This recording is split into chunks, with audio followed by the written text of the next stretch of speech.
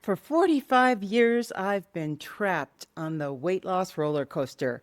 Down 90 pounds, then up 60, down 70, back up 50. And here's the crazy part.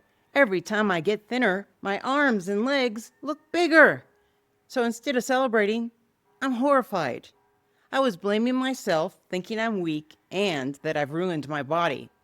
I become so embarrassed that I stopped wearing shorts and tank tops, even living on the Mediterranean and here in Mexico. But then a doctor in Athens said something that changed everything. Cheryl, you have lipedema and lymphedema. What? I'd never even heard of them. But once I understood, it explained what was happening. So I went full-on carnivore 2 years ago, and in 7 months lost 70 pounds, and it was amazing. This fat started to shrink. I started dreaming about a summer by the pool, wearing shorts, but then, carbs and sugar clawed me back, and I gained 50 pounds. But here's what's different this time. I know what works.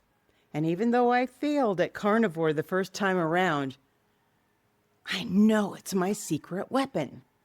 I know I'm going to succeed because I'm going to do it right here on this channel. And if you've been stuck in the same brutal cycle, if your limbs ache, if they bruise easily, or they have this weird fat, you feel like your body's betraying you, this video's for you. I'm going to share what lipedema and lymphedema really are, how I trace their signs back to puberty. And I want you to stick with me because at the end, I'll share my weekly, raw, unfiltered progress. The wins, the cravings, and the fight to break free for good. Hi, I'm Cheryl, a 65-year-old retired sugar and processed carb addict. I live in Lake Chapala, Mexico with my husband, Andy. And my weight loss roller coaster ride has been so relentless that for almost 50 years, I have literally never weighed the same weight for more than 3 days straight. But I'm here to tell you I am getting off this freaking ride for good. And on this channel, I'm going to hold myself accountable to you and share the unfiltered truth about my epic weight loss successes and failures, including being featured twice last year in Women's World magazine for my 100-pound weight loss, even making the cover with Dr. Chafee. Then, like I just said, turning around and immediately gaining back 50. I'd like it if you'd join me because I'm thinking we can team up, be accountable, and slay our weight demons for good. So let's dig into these conditions. First up, we have lipedema.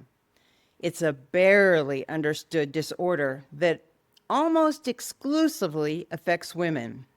It's thought to be genetic and hormonally influenced because it's often triggered or worsened during puberty, pregnancy, and menopause. With lipedema, the lymphatic system isn't draining properly, and the toxic fluid that it would normally process out leaks into pockets in the arms and legs, and it's pretty gross, I think, because that nasty, toxic fluid encases fat cells and other junk, resulting in nodules from the size of a grain of rice to a grape all the way up to the size of walnuts.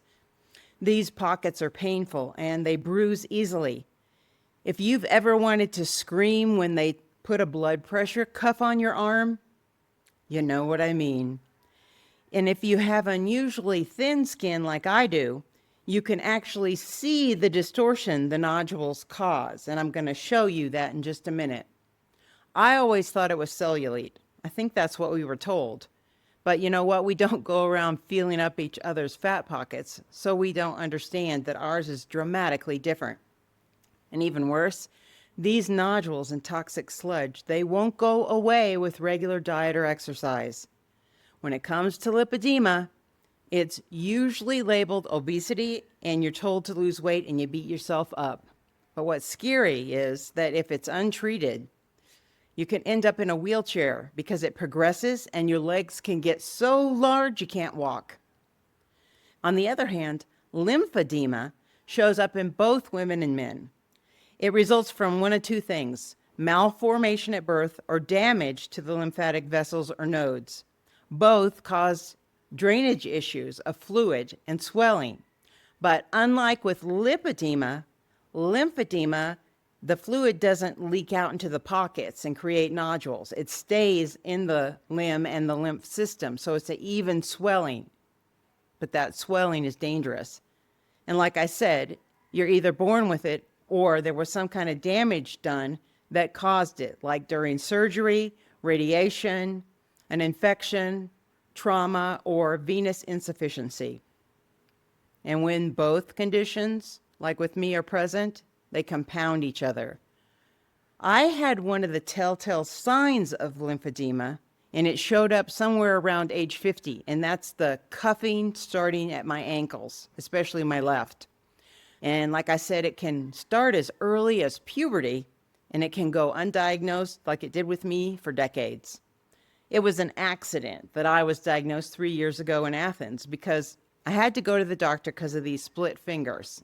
She gave me the most thorough exam I'd ever had anywhere. And when she looked over my upper arms and upper legs, she said, "You've got lipedema."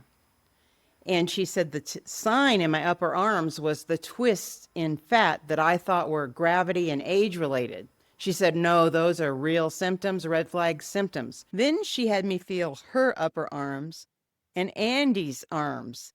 And I understood finally that it does feel smooth when fat is normal. And I was so shocked, especially when she had me find nodules all the way up to a size of a walnut.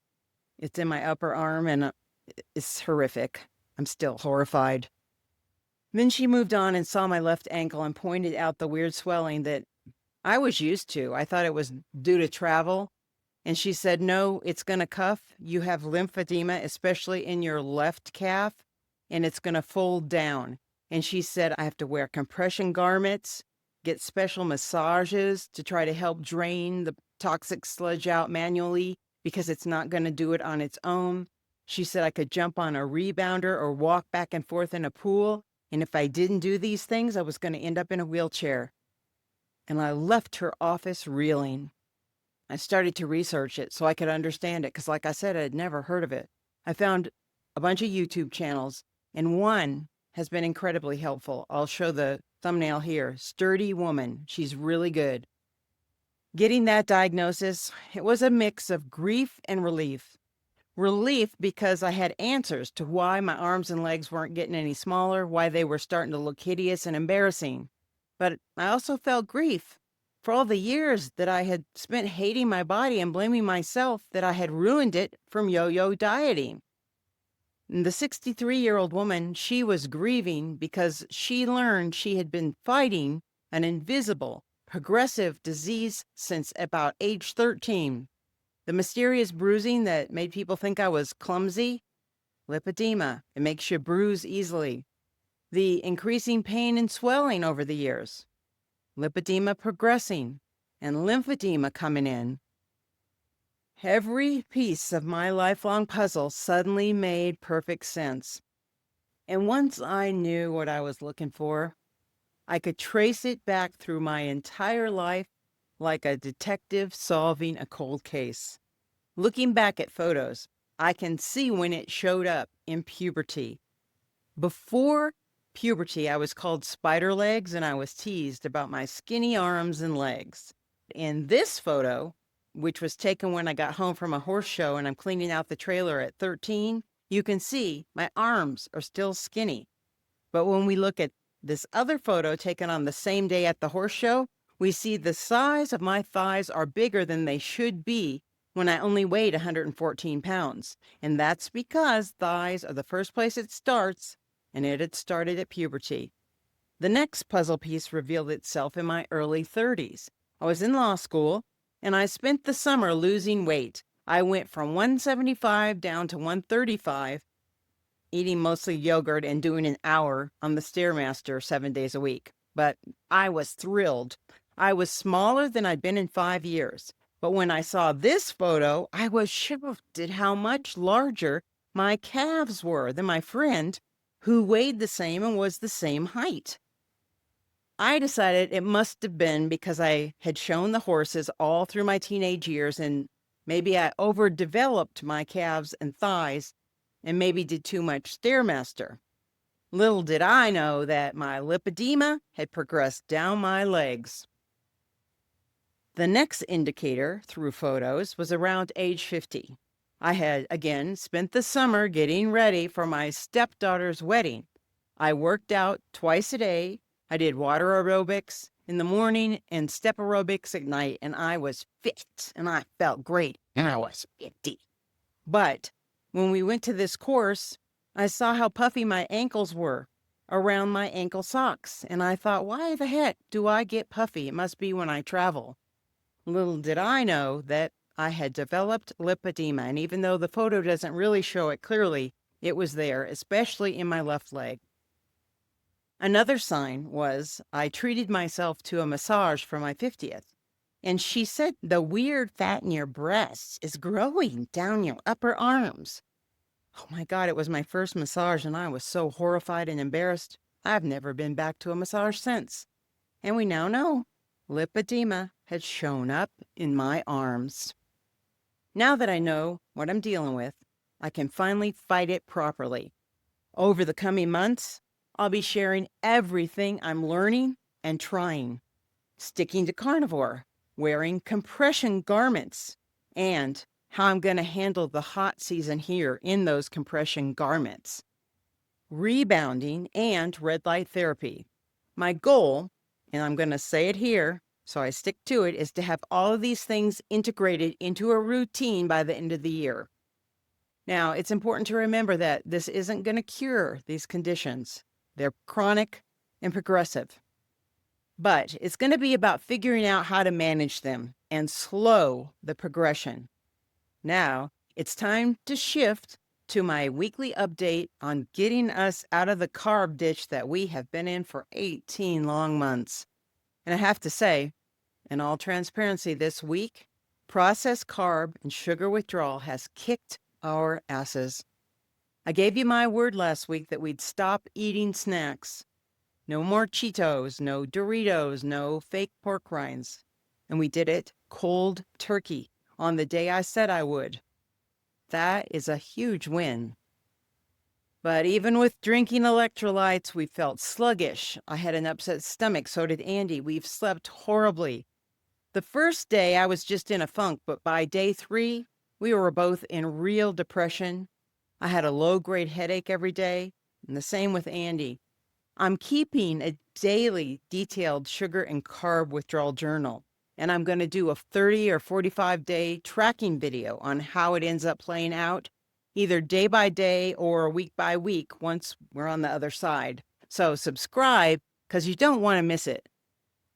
Here's where I'm at today. This morning, I weighed 148. That's 2.8 pounds down from last week. And even though I'd lost weight for the second week in a row, I have to confess to you, I am pretty bummed because I'm still up 4 pounds for the month. Now, on the plus side, I can feel with certainty that we've clawed ourselves into a routine. And it's because of this channel, because I'm here with you every week, pulling me forward. And even though it's not magic, it's helping.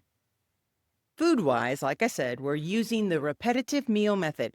We normally eat twice a day, but since we have both given up the snacks, we've had to shift to eating 3 times a day to get us through that evening time before bed.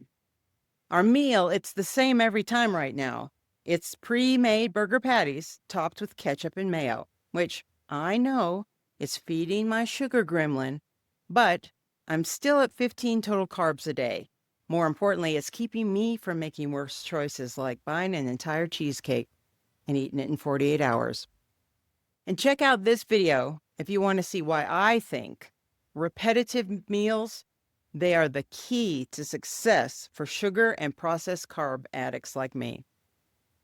My fingers, they're still getting worse. Hopefully it's going to turn around soon, but Even when it turns around, it's going to take 3 to 4 months to completely heal.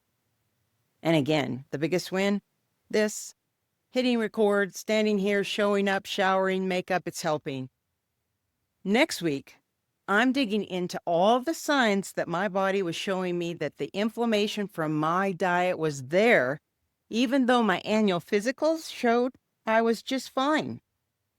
So to wrap this up, I want to share that for me, the journey forward, it's not about fitting into smaller clothes, so I don't have to keep carting around those 3 jumbo-sized checked bags of clothes, sizes 2 to 20.